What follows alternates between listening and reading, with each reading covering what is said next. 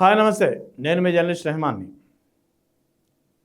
త్వరలో దేశంలో కీలకమైనటువంటి పరిణామం చోటు చేసుకున్నది. ముఖ్యంగా రాజకీయ పార్టీలకు, రాజకీయ నేతలకు ఒక బిగ్ రిలీఫ్ ఇచ్చే అంశం మారనుంది. ఎందుకంటే ఇటీవల డీలిమిటేషన్ బిల్ అనేది మనం చూసాం. డీలిమిటేషన్ బిల్లుపై వాస్తవానికి చాలా రాజకీయ పార్టీలు, ముఖ్యంగా రాజకీయ నేతలు చాలామంది చాలా ఆశలు పెట్టుకున్నారు. ఎందుకంటే స్థానాలు పెరిగితే ఖచ్చితంగా అందరికీ అవకాశాలు వస్తాయి కాబట్టి. కానీ అది కాస్త 2/3 మెజార్టీ ఏదైతే కావాల్సి ఉందో ఈ మెజార్టీ లేకపోవడంతో గత నెలలో ప్రవేశపెట్టినటువంటి ప్రత్యేక పార్లమెంట్ సమావేశాల్లో ఏర్పాటు చేసి మరి ప్రవేశపెట్టినటువంటి డీలిమిటేషన్ బిల్లు కాస్త వీగిపోయింది. సో ఇప్పట్లో చాలామంది అనుకున్నారు ఇక డీలిమిటేషన్ బిల్లు ఇప్పట్లో ఉండదు, దీనిపై ఆశలు వదులుకోవాల్సిందే అని చెప్పి చాలామంది భావించినటువంటి పరిస్థితి. కానీ కేంద్ర ప్రభుత్వం మాత్రం డీలిమిటేషన్ చాలా ప్రతిష్టాత్మకంగా తీసుకుంది. ముఖ్యంగా ఇప్పుడు మరో 10-15 రోజుల్లో, అంటే వచ్చే నెలలో జూలై 3rd వీక్లో పార్లమెంట్ సెషన్ అనేది ప్రారంభం కానుంది. వర్షాకాల పార్లమెంట్ సమావేశాలు, పార్లమెంట్ మాన్సూన్ సెషన్ అనేది ప్రారంభం కానుంది. ఈ మాన్సూన్ సెషన్లో ఈ డీలిమిటేషన్ బిల్లును మరోసారి ప్రవేశపెట్టేందుకు కేంద్ర ప్రభుత్వం ఇప్పటికే రంగం సిద్ధం చేసింది. దీనికి సంబంధించి ఏదైతే 2/3 మెజార్టీ అయితే లేకపోవడంతో గతంలో ఈ బిల్లు వీగిపోయిందో ఆ 2/3 మెజార్టీ ఈసారి ఖచ్చితంగా సాధించుకునే దిశగా ప్రయత్నాలు సాగిస్తుంది. ఇప్పటికే దీనికి సంబంధించినటువంటి పరిణామాలు కొన్ని రాష్ట్రాల్లో జరిగాయి. ముఖ్యంగా పశ్చిమ బెంగాల్లో టీఎంసీ అధికారం కోల్పోయి బీజేపీ అధికారంలోకి వచ్చిన తర్వాత అక్కడ టీఎంసీ ఎంపీలో తిరుగుబాటు వచ్చి 20 మంది ఏకంగా బీజేపీకి సపోర్ట్ చేస్తున్నటువంటి పరిస్థితి. ఇక మహారాష్ట్ర నుంచి ఉద్ధవ్ శివసేనకు సంబంధించినటువంటి ఎంపీలలో కూడా చీలిక వచ్చింది. అటు సమాజ్వాదీ పార్టీకి సంబంధించినటువంటి ఎంపీల్లో కూడా చీలిక వచ్చింది. ఇక డిఎంకే ఎంపీల్లో కూడా చీలిక కనిపిస్తుంది. సో ఓవరాల్గా ఈ 2/3 మెజార్టీ ఏదైతే గతంలో లేదో ఆ 2/3 మెజార్టీ ఈసారి ఖచ్చితంగా ఉంటుంది అనేది కేంద్ర ప్రభుత్వం చాలా గట్టిగా నిశ్చయించుకుంది. అందుకు తగ్గ ఏర్పాట్లు, అంటే బలం సమీకరించుకోవడానికి, బలాన్ని పెంచుకోవడానికి ప్రయత్నాలు వివిధ రాష్ట్రాల్లో ఇప్పటికే జరుగుతూ వస్తున్నాయి. ఇదంతా కేవలం డీలిమిటేషన్ బిల్లును నేపథ్యం చేసుకుని దృష్టిలో పెట్టుకుని దీనికి సంబంధించినటువంటి 135వ రాజ్యాంగ సవరణ చేయాల్సి ఉంటుంది. ఈ రాజ్యాంగ సవరణతో పాటు మహిళా రిజర్వేషన్ బిల్లును కూడా ప్రవేశపెట్టారనేది కేంద్ర ప్రభుత్వం ఆలోచన. సో ఎట్టి పరిస్థితుల్లోనూ రానున్నటువంటి వర్షాకాల సమావేశాల్లో డీలిమిటేషన్ బిల్లు ప్రవేశపెట్టడానికి పూర్తిగా రంగం సిద్ధమైంది. అందుకు తగ్గ ఏర్పాట్లు జరుగుతున్నాయి. ఇక డీలిమిటేషన్ బిల్లులో అంటే గతంలో లేనటువంటి కొన్ని సవరణలు కూడా చేస్తోంది. గతంలో 50% ఎగ్జిస్టింగ్ సీట్స్ ఏదైతే 50% ఎగ్జిస్టింగ్ సీట్స్పై 50% పెంచాలనే ఒక ప్రతిపాదన మాటకు మాత్రం పరిమితమై బిల్లులో లేకుండా ఉండడంతో కొంత అభ్యంతరాలు వ్యక్తమైనటువంటి పరిస్థితి. సో ఈసారి ఆ అభ్యంతరాలు ఎదురు కాకుండా ఉండేందుకు బిల్లులోనే ఈ అంశాన్ని జోడించడానికి నిర్ణయించుకుంది కేంద్ర ప్రభుత్వం. అంటే డీలిమిటేషన్ బిల్లు ప్రకారం ఈసారి డీలిమిటేషన్ అనేది వివిధ రాష్ట్రాల్లో ఇప్పటి వరకు ఉన్నటువంటి ఎగ్జిస్టింగ్ స్థానాల కంటే 50% అదనంగా పెంచడానికి నిర్ణయమైంది. అంటే తెలంగాణలో మొత్తం ఈ ప్రస్తుతానికి 17 ఎంపీ స్థానాలు ఉన్నాయి. ఇవి కాస్త 25-26కు పెరగవచ్చు. ఆంధ్రాలో 25 ఎంపీ స్థానాలు ఉన్నాయి. ఇవి కాస్త 38-39కి పెరగవచ్చు. ఇక ఆంధ్రప్రదేశ్లో అసెంబ్లీ స్థానాలు 175 ఉన్నాయి. ఇవి కాస్త 269-270కు పెరగవచ్చు. తెలంగాణలో 119 అసెంబ్లీ స్థానాలు ఉన్నాయి. ఇవి కాస్త 170కి చేరవచ్చు. సో ఓవరాల్గా ఇప్పుడున్నటువంటి స్థానాల కంటే 50% పెంచే దిశగా ఏదైతే ఒక ప్రతిపాదన ఉందో ఆ ప్రతిపాదన నేరుగా ఇప్పుడు బిల్లులో చేరిస్తే బిల్లు ఖచ్చితంగా ఆమోదం సాధించుకుంటుంది అనేది ఒక ఆలోచన. దీనికి తగ్గట్టు కూడా బిల్లులో మార్పులు చేయనుంది కేంద్ర ప్రభుత్వం.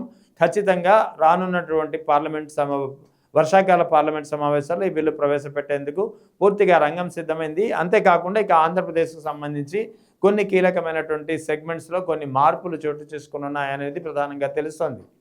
ఈ మార్పుల్లో ప్రధానంగా విశాఖపట్నం పార్లమెంట్ స్థానం తీసుకుందాం.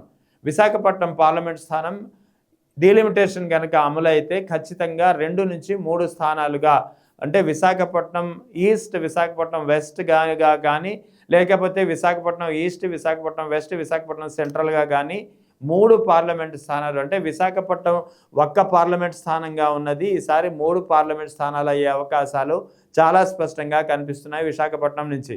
ఇక రాజమండ్రి నుంచి కూడా 2 పార్లమెంట్ స్థానాలు, ప్రస్తుతం 1 పార్లమెంట్ స్థానంగా ఉంది. ఇది రాజమండ్రి ఈస్ట్ లేదా రాజమండ్రి సెంట్రల్ అంటూ 2 పార్లమెంట్ స్థానాలుగా అయ్యే పరిస్థితి చాలా స్పష్టంగా కనిపిస్తుంది మనకున్నటువంటి సమాచారం పేరుకు. ఇక విజయవాడ పార్లమెంట్ స్థానం కూడా 2 పార్లమెంట్ స్థానాలుగా మారనుంది.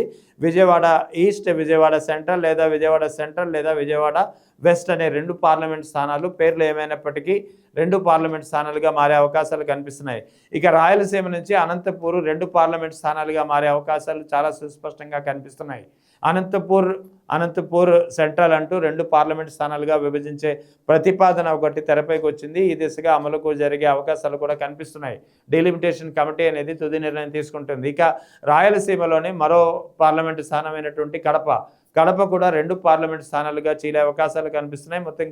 మొత్తానికి చూస్తే ఆంధ్రప్రదేశ్లో ఉన్నటువంటి 25 లోక్సభ స్థానాలు ఇప్పుడు రానున్న డీలిమిటేషన్ కనుక అమలైతే 38 నుంచి 39 పార్లమెంట్ స్థానాలు అవుతున్నాయి. అంటే ఇంకా అదనంగా 14 నుంచి 15 పార్లమెంట్ స్థానాలు పెరగబోతున్నాయి.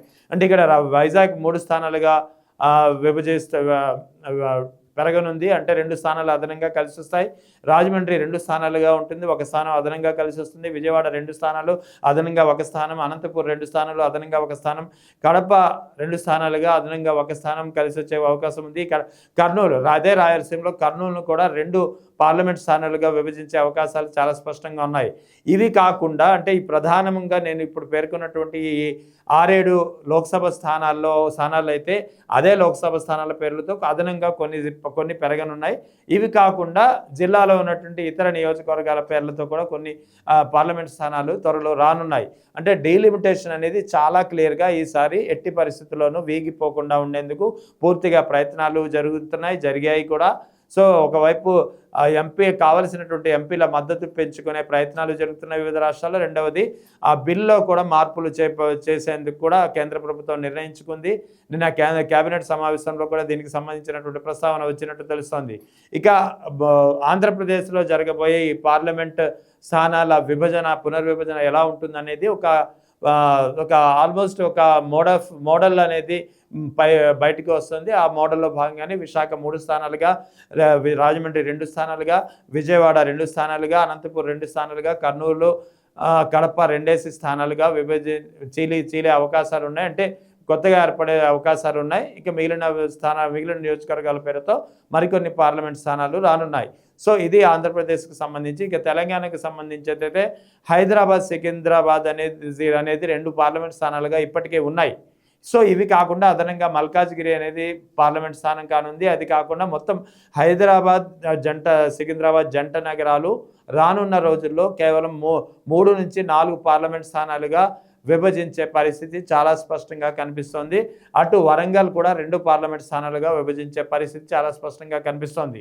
సో మొత్తానికి ఆంధ్రప్రదేశ్, తెలంగాణలో లోక్సభ స్థానాల పునర్విభజన ఎలా ఉండనుందనే విషయంపై ఒక క్లారిటీ వస్తుంది. ముఖ్యంగా ఎట్టి పరిస్థితుల్లోనూ వచ్చే పార్లమెంట్ సమావేశాల్లో, వర్షాకాల పార్లమెంట్ సమావేశాల్లో డీలిమిటేషన్ బిల్లు ముందుకు వస్తుంది. డీలిమిటేషన్ బిల్లు ఎట్టి పరిస్థితుల్లోనూ ఆమోదం లభించి తీరుతుందనే ఒక విశ్వాసం, ఒక ధీమా అనేది కేంద్ర ప్రభుత్వంలో కనిపిస్తోంది.